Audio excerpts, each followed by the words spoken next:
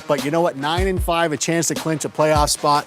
There it is. Win over the Baltimore Ravens. And since you've got nothing to play for, and Cincinnati will do something like winning to ruin their playoff or their draft chances, boom, take a loss right there. 10-6 for the Cleveland Browns. I think that's a pretty good record for them. I'm buying into the hype. I think this is a very reasonable expectation for the Browns.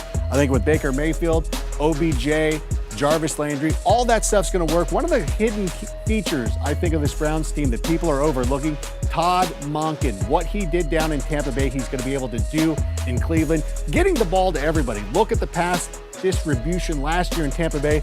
They bring that to Cleveland. Call me a believer. I say the Browns go 10-6 and make the playoffs. No. I think there's a lot of talent in Denver. I just don't think it's going to reflect in the standings because there's a lot of tough matchups here. Going to Oakland, I think the Raiders are much improved this season. You're not going to beat the Bears. You're not going to beat the Packers. You're not going to beat the Jags. You're not going to beat the Chargers. You know what? You're going to beat the Titans. I don't think that's too outlandish. You're not going to beat the Chiefs. You're not going to beat the Colts. You're not going to beat the Browns. You're not going to beat the Vikings. I mean, it's the Vikings, but still, like, even they're okay. The Bills are a pretty good team. The Chargers are better than you. You got the Texans. Where do we think? What do we think of the Texans? You know what? I think the Texans get you. The Chiefs are going to get you. The Lions? I'll give you a win over the Lions. Congratulations. You're 2-14. You get the first pick in the draft. At some point, Drew Lock is going to play. You're going to at least see if he is your quarterback of the future. Otherwise, you can use that first overall selection to draft a quarterback. Sorry to be the one to have to bring this bad news to you, Broncos fans. It's just the way the schedule worked out.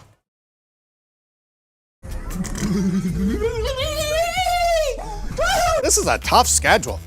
I'll even have you close it out with a loss. I do believe there is talent on this team. I believe there's talent to finish better than 3-13. But when you look at the tough start of the season, and that stretch where you go New England, Philadelphia, Dallas, New England, and Jacksonville, and you close out with the Ravens, the Steelers, and the Bills, 3-13 seems like a pretty accurate prediction for this team. Even though I love Sam Darnold, I'll try to make it up to you. Go Tritons. 3-13 is the best I can do.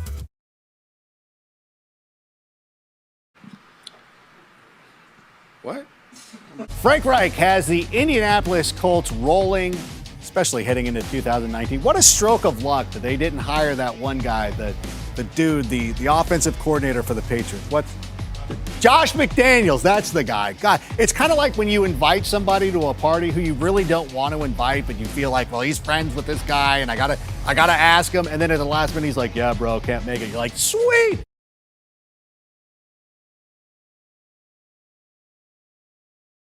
You know what? You can't keep beating the Titans, or can you?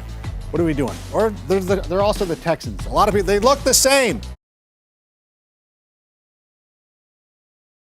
The same, it's the Texans. They'll lose to them. They'll beat the Titans. Guys, mix up your uniforms. Change your colors. Do something else. You'll beat the You'll beat the Bucs. They don't even look alike. But anyways, a loss to the New Orleans Saints, one of the top teams in the NFC, but a win over the Carolina Panthers. That is going to be a tougher game than a lot of people will be thinking of. But you're not going down to my friends in Duval County and coming out of there with a victory, but 12-4, number one in the AFC South. It is going to be a huge year for the Indianapolis Colts. I'm excited with what they're doing offensively. Last year, defensively, they got a lot of nice players in the draft. This team is an absolute Super Bowl contender and one you should be watching out for this season. Boom, bam, bop, bada bop, boom, pow.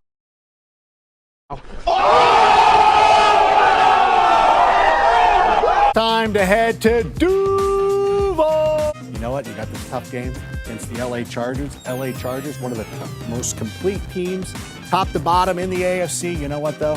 I got your back. You're going to get a win there. You're going to get a win over the Raiders. Absolutely. Then, unfortunately, I'm going to take that L at Atlanta.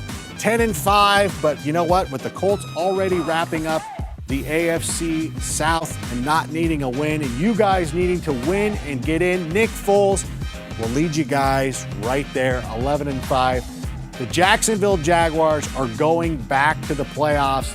You heard it here first.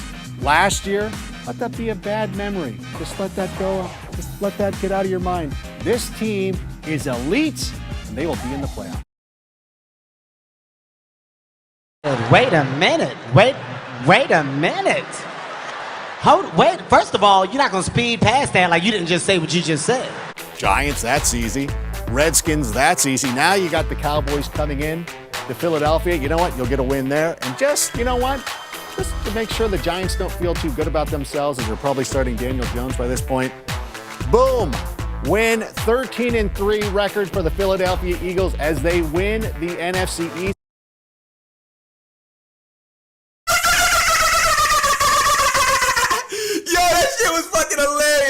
You'll get them. I like Jacksonville this season, but you know what? You get a win there. You get a win on the road at Tampa Bay. Hopefully that is going to be enough to get you into the playoffs. This is a very good team, the Atlanta Falcons.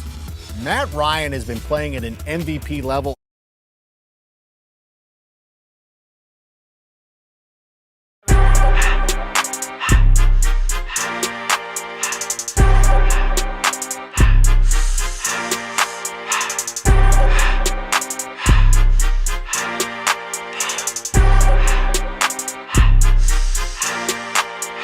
Everything litty, I love when it's hot. Turn to the city,